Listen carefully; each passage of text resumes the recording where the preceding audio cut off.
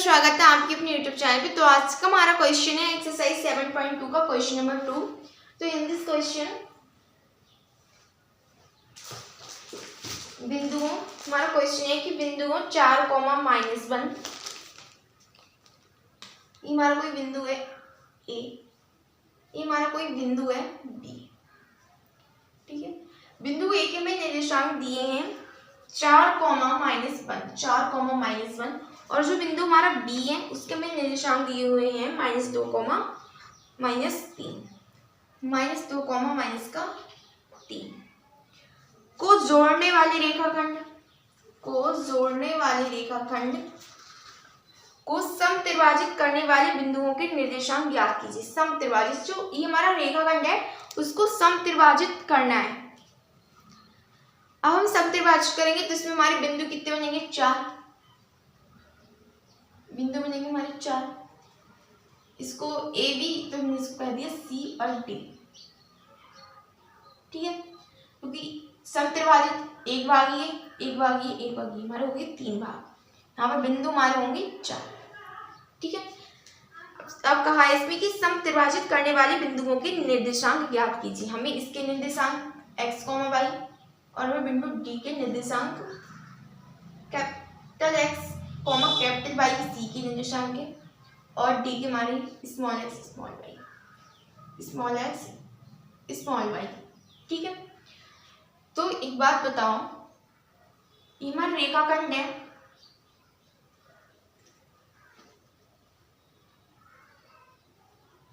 जो हमारा रेखा खंड है वो कितने भागों में विभाजित हो रहा है? त्रिभाजित हो रहा है।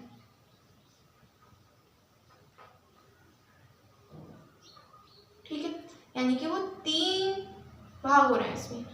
अगर मैं बिंदु सी के निर्देशांक ज्ञात करूं,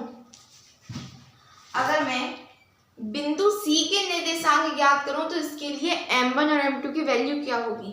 तो यहां से बिंदु सी के लिए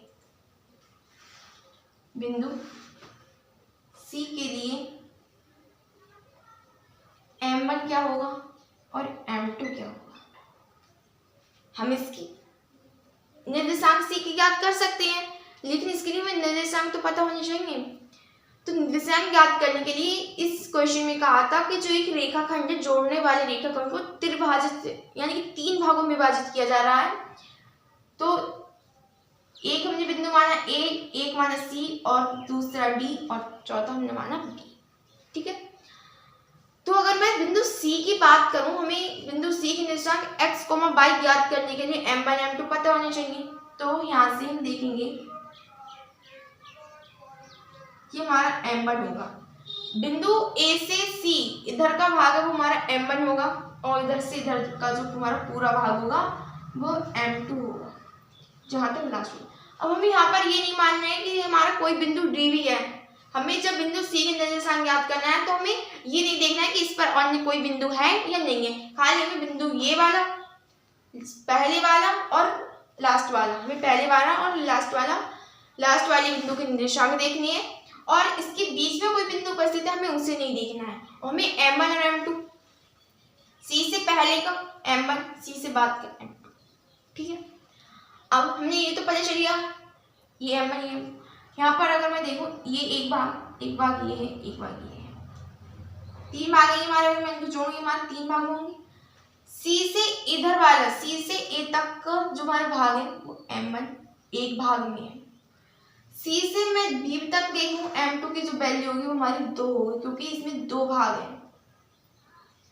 ठीक है, तो m1 इसके लिए 1 होगा और m2 इसके लिए 2 होगा। अगर मैं बिंदु डी की बात करूं, बिंदु डी के लिए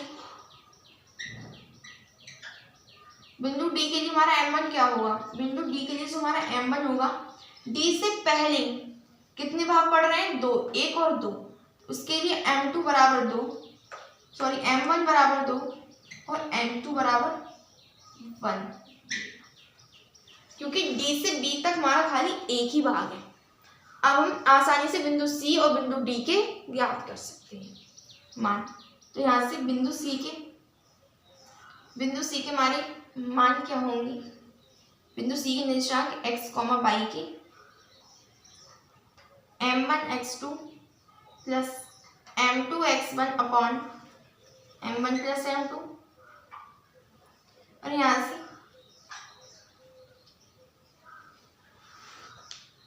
m1 x2 plus m2 x1 upon m1 plus m2, यहाँ से m1/2 plus m2y1 upon m1 plus m2। ये हमारा फॉर्मूला होता है अंतर विभाजन बिंदुओं के निर्देशांक ज्ञात करने का।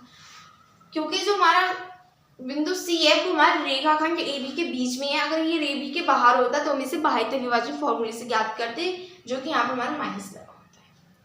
तो बिंदु C के निर्देशांक x, y बराबर हमारे क्या होंगे, m1, नीचे तो हमारा 3 आएगा क्योंकि 3 भागों में विभाजित है, m1 प्लस m2 3, और इसमें भी हमारे 3।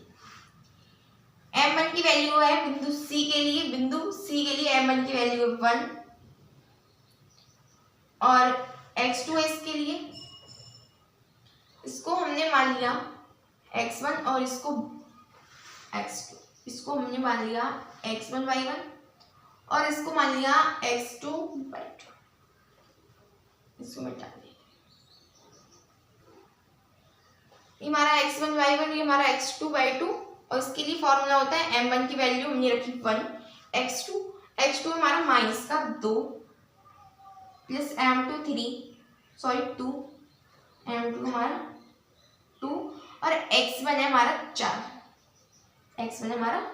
4।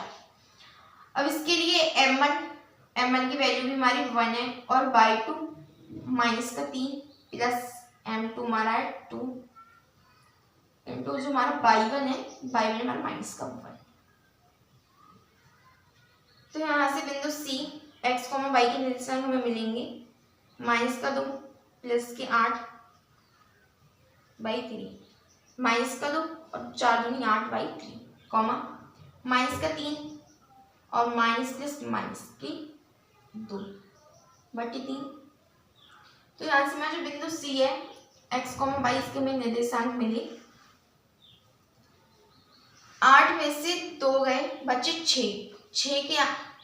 6 को हम 3 से भाग देंगे तो हमें मिलेगा 2, कॉमा माइनस के 5/3।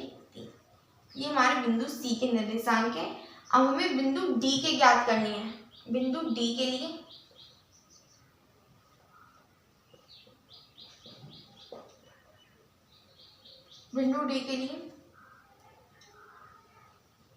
x1 y1 तुम्हारे ये है, तो इसको और कुछ मान लेते हैं, इसको भी हम कैपिटल X कैपिटल वाई, इसको कैपिटल X डैश, इसको कैपिटल X वाई। हमने इसको कैपिटल X वाई मान लिया बिंदु C के लिए, और बिंदु D के लिए हम मान लेते हैं कैपिटल X डैश और कैपिटल वाई डैश। तो बिंदु D के लिए capital X, capital S dash और कैपिटल वाई डैश। फॉर्मूला हमारे यही लगेगा, तो इसलिए फॉर्मूला दोबारा नहीं लिखेंगे, ठीक है। तो m इसके लिए बिंदु D के लिए m1 प्लस m2 सेम ही रहेगा। अब इसमें जो m1 होगा वो हमारा 2 हो जाएगा, इंटू बिंदु D के लिए भी हमारे निर्देशांक मान समान रहेंगे, ठीक है। इसको हमने x1/1, इसको x2/2, और इसमें हमारा फॉर्म होता है m1 x2 plus m2 x1 upon m1 plus m2। m1 plus m2 की वैल्यू हमारी 3 है, m1 की वैल्यू हमने इसमें देख के लिख दी 2, और x2 इसमें x2 है हमारा माइनस का 2 प्लस 1 इंटू x1 4, और यहाँ से 2, m1 की वैल्यू 2 इंटू y2 की वैल्यू हमारी माइनस का 3 प्लस 1 इंटू माइनस का 1। तो यहाँ से बिंदु D x dash y dash की हमें वैल्यू मिलेगी ब्रैकेट माइनस का 4 प्लस का 4/3, कॉमा माइनस का 6 माइनस का 1/3। तो यहाँ से D x dash y dash की वैल्यू में मिलेगी माइनस प्लस माइनस कट जाएंगे तो 0/3, वैल्यू 0, कॉमा माइनस के 7/3। तो ये हमारे बिंदु D के निर्देशांक है, और ये हमारे बिंदु C के निर्देशांक है, ठीक है। हमारा नेक्स्ट क्वेश्चन है, ठीक है, हमने इसमें कहा था कि ये त्रिभाजित है, तो हमने इसको 3 भागों में डिवाइड कर दिया। अब हमें बिंदु सी के निर्देशांक ज्ञात करने हैं। अगर हमारा बिंदु सी ये होता, जरूरी नहीं बिंदु हमारा सी यही है, हमारा बिंदु सी ये होता तो हम इसको इस तरह से मानते, ठीक है, बिंदु ए सी डी बी, हमने इसको ऐसे मान लिया, ठीक है। अब हमें क्या करना है,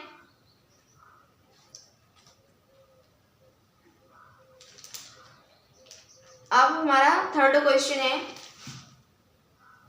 ये क्वेश्चन इंपॉर्टेंट है, ये भी आया था, ठीक है। इसी में मैं आपको तीसरा क्वेश्चन बताती हूँ। तीसरा क्वेश्चन है कि आपके स्कूल में खेल कूद क्रियाकलाप में आयोजित करने के लिए एक आयताकार मैदान एबीसीडी में चूने से परस्पर 1 मीटर की दूरी पर पंक्ति बनाई गई है। एडी के अंदर से 1 मीटर की दूरी पर 100 गमले रखे गए हैं, जैसा कि आकृति में दर्शाया गया है। फिर कहा है निहार का, बात आई लड़की निहार का, जिसे मैं आंसर प्रेजेंट कर देती हूँ, ठीक है। निहार का जो 1 मीटर की दूरी पर 100 गमले रखे हैं, जैसे कि आकृति में दर्शाया गया है। निहार का दूसरी पंक्ति में, कौन सी पंक्ति में जाती है, पंक्ति तुम्हारी एक्स अक्ष पे, तुम्हारी पंक्ति होंगी एक्स अक्ष पे होंगी, ऐसे 1 2 3 4, और जो गमले होंगे यहाँ पर 1 2 3 ऐसे डॉट डॉट डॉट डॉट 100, ठीक है, इस तरह से।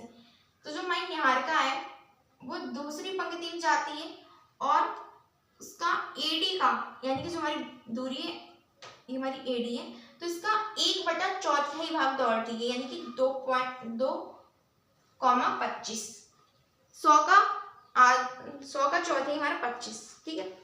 अब वहीं पर एक लड़की प्रीति है, वो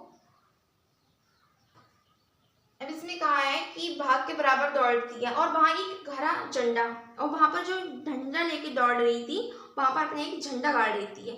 प्रीति 8वीं पंक्ति में जाती है, और उसका 1/5वां भाग के बराबर दूरी तय करती है, यानी कि 100 का 5वां भाग 20, और वहां पर एक अपना लाल झंडा गाड़ देती है। दोनों झंडों के बीच की दूरी क्या है, यानी कि मान ली किसी ने ये निहार के वो 1/25, दूसरी पंक्ति में प्रीति है,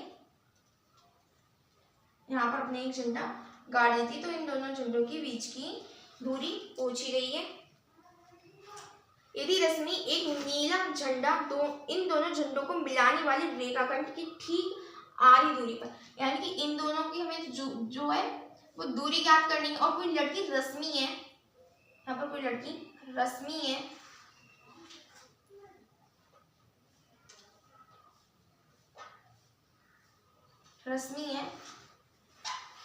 कोई लड़की रश्मि है, वो इन दोनों ने जो झंडा गाड़ा निहारिका ने, कि हमारा निहारिका का है और ये हमारा प्रीति का है, तो वो झंडा है वो इन दोनों को ठीक बीच आधी दूरी पर काटती है, इन दोनों की बीच की दूरी के ठीक आधी दूरी पर रश्मि अपना झंडा गाड़ती है। तो इस तरह से हम इसको समझेंगे, ये हमारा निहारिका का झंडा है, ये हमारा प्रीति का है, और ये बीच की दूरी r है। तो हमें x और y के निर्देशांक ज्ञात करनी है, जबकि p के निर्देशांक हमारे 8,20 और हमारे n के निर्देशांक हमारे 2,25। अब b से बीच में काटती है, तो यानी कि m1 बराबर m2 होगा, यानी कि इसको भी हम 1 मान लेंगे, इसको भी 1। और यहाँ पर अगर कोई बिंदु बीच में है, अंतर विभाजन यानी कि कोई रेखाखंड के बीच में, ठीक बीच में बिंदु है, तो हम इसके लिए फॉर्मूला लगाएंगे x1 + x2 y2, और यहाँ पर y1 + y2 ये फॉर्मूला लगाएंगे। हम अंतर विभाजन से भी कर सकते हैं, m1 की जगह 1 रखेंगे और m2 की जगह भी 1, ठीक है। अगर हम 1 रखेंगे तो इनकी गुणा करके, 1 की गुणा किसी में करो तो जिसकी गुणा हो रही है वही आएगा, जिससे गुणा हो रही है वही आएगी। यहाँ से अगर ठीक आधी दूरी पर किसी रेखाखंड का ठीक आधा, तो हम ये फॉर्मूला लगाएंगे। अगर आधा नहीं है या आधी का इधर है, ये हमें पता नहीं है, तो हम अंतर विभाजन वाला फॉर्मूला लगाएंगे, m1x2 + m2x1 / m1 + m2, ठीक है। तो आप ये क्वेश्चन कर लेना, ये आपका होमवर्क है।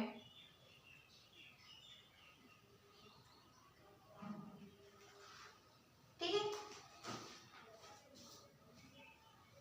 इसी तरह से हमारा क्वेश्चन नंबर 4 है कि बिंदुओं -3, 10 और 6, -8 को जोड़ने वाले रेखाखंड बिंदु -1, 6 किस अनुपात में विभाजित होंगे। ये वाले मैंने क्वेश्चन नंबर 1 में बता दिया था, क्वेश्चन नंबर 4। ठीक है, तो आप क्वेश्चन नंबर 3 वो अपने आप कर लेना, मैंने बता दिया है।